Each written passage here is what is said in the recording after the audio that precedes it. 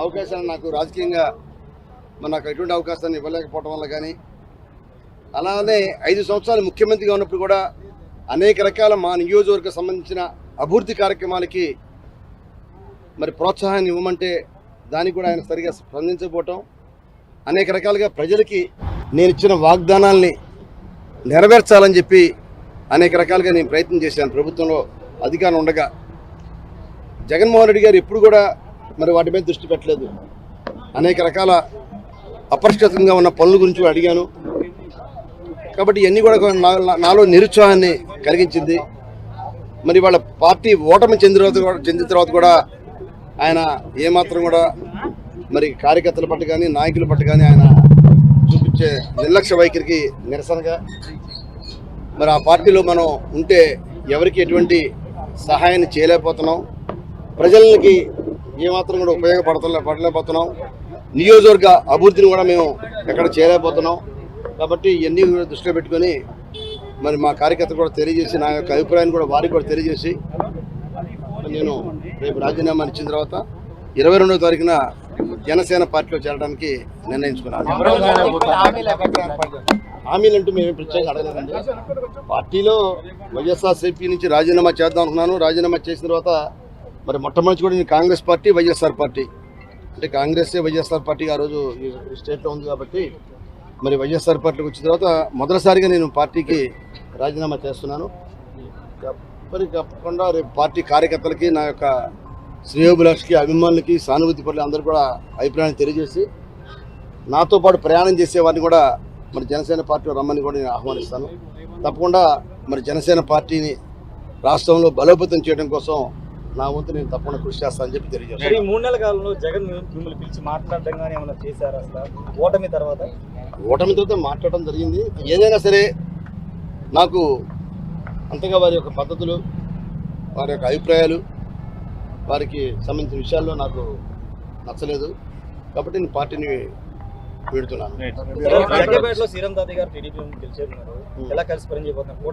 తప్పకుండా కూటమి ఏదైతే కూటమి ఆశయాలతోటి పార్టీ నిర్మించారో ఆ కూటమి ఆశయాలకు తగ్గట్టుగానే నేను కూడా వ్యవహరిస్తాను. అక్కడ ఎవరికి ఎటువంటి ఇబ్బంది లేకుండా, ఎటువంటి వివాదం రాకుండా, కాంట్రవర్సీ రాకుండా తప్పకుండా నేను మొట్టమొదటి కూడా ఎక్కడ కాంట్రవర్సీ లేకుండా ప్రజాశ్రేయస్సే నా యొక్క ముఖ్య ధ్యేయంగా పనిచేస్తా ఉన్నాను. అదేవిధంగా పనిచేస్తాను తప్పకుండా. కూటమి అది ఎవరి అభిప్రాయం వారిదమ్మా. లేదు, నాతో పాటు మన బాలినేని మాజీ మంత్రి బాలినేని గారు కూడా వస్తున్నట్టు తెలిసింది. అది నేను ఇంకా తెలుసుకోవాలి. 22వ తారీఖు ఇక్కడ నుంచి సార్ మీ ఎక్కడ సభ ఏర్పాటు చేస్తారు? లేదు, ఇక్కడే పార్టీ కార్యాలయంలోనే అవన్నీ తర్వాత కూడా కాంగ్రెస్ పార్టీని రాజశేఖర్ గారికి అండగా ఉన్నాను నేను. ఆ తర్వాత వారు చనిపోయిన తర్వాత వారి కుమారుడు జగన్మోహన్ రెడ్డి గారు పార్టీ పెట్టగానే 2011లో పార్టీ పెట్టగానే ఈ రోజు వరకు అంటే సుమారుగా 12 సంవత్సరాల పాటు వైఎస్ఆర్ పార్టీకి అన్ని రకాల సేవలు అందించాను. జిల్లా అధ్యక్షుడిగా పనిచేశాను.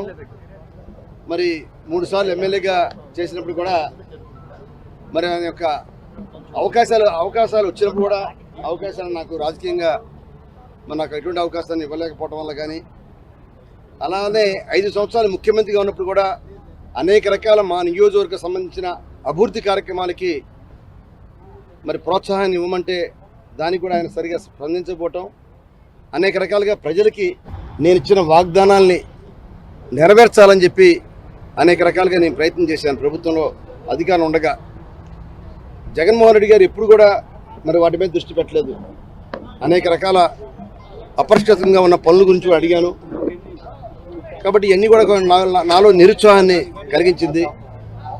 వాళ్ళ పార్టీ ఓటమి చెందిన తర్వాత కూడా ఆయన ఏమాత్రం కూడా కార్యకర్తల పట్ల కానీ నాయకుల పట్ల కానీ ఆయన చూపించే నిర్లక్ష్య వైఖరికి నిరసనగా ఆ పార్టీలో మనం ఉంటే ఎవరికి ఎటువంటి సహాయాన్ని చేయలేకపోతున్నాం, ప్రజలకి ఏమాత్రం కూడా ఉపయోగపడలేకపోతున్నాం, నియోజకవర్గ అభివృద్ధిని కూడా మేము ఎక్కడ చేయలేకపోతున్నాం.